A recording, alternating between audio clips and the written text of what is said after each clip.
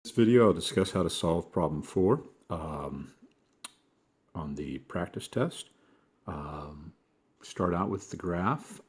We have 4 lower pairs, 2 sliders, a slider between 1 and 4, between 3 and 4, revolute joint between 2 and 3, and a revolute joint between 1 and 2. We've got to give things names. So this is O2, we have A, and then we will need a couple other points, and so to handle our sliders. And so let's go ahead and label this O2, this one as A, and this one's going to be A2.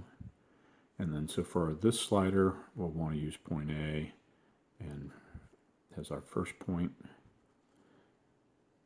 and as our point on point 1, we have 1 here. And we've talked about this problem before, I believe, that we can solve it with just 1 point on link 4. And so remember the rule that it has to be parallel with the sliding motion. The sliding motion between 1 and 4 is horizontal. So I can pick a point horizontal of O2. And it also has to be vertical from A. And so I can pick a point that's vertical from A, and this point B satisfies both of those criteria. So that's a point attached to link 4. Okay, and so when I make my list of points, I have O2, A2, B, and back to O2.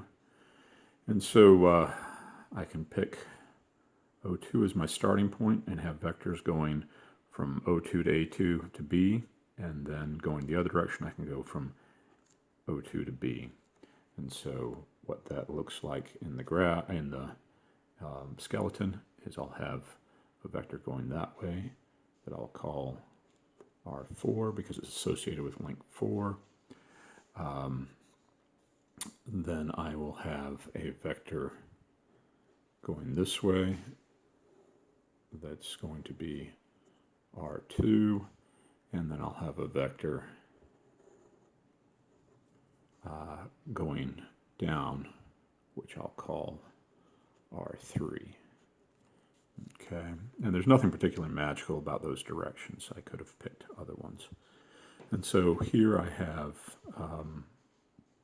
R4, and this one's just going to be R2 plus R3 for this side of the equation. All right, and so then I have R2 e to the I theta 2 plus R3 e to the I theta 3 equals R4 e to the I theta 4. I can make a few notes on those. We've got,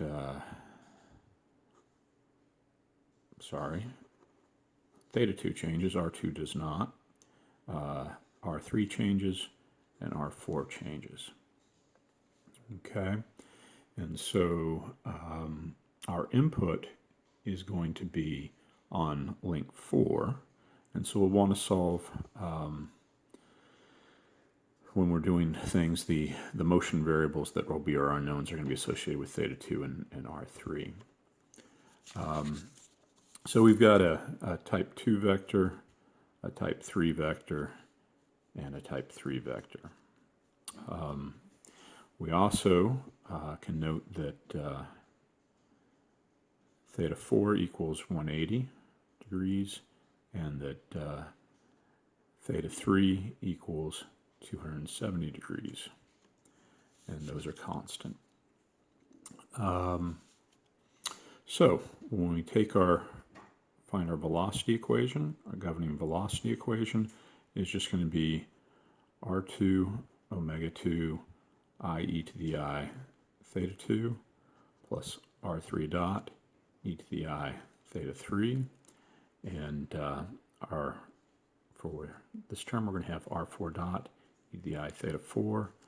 And then our acceleration equation is going to be R2 alpha 2 I e to the I theta 2 minus R2 omega 2 squared e to the I theta 2 plus R3 double dot e to the I theta 3, and that's going to be equal to R4 double dot e to the I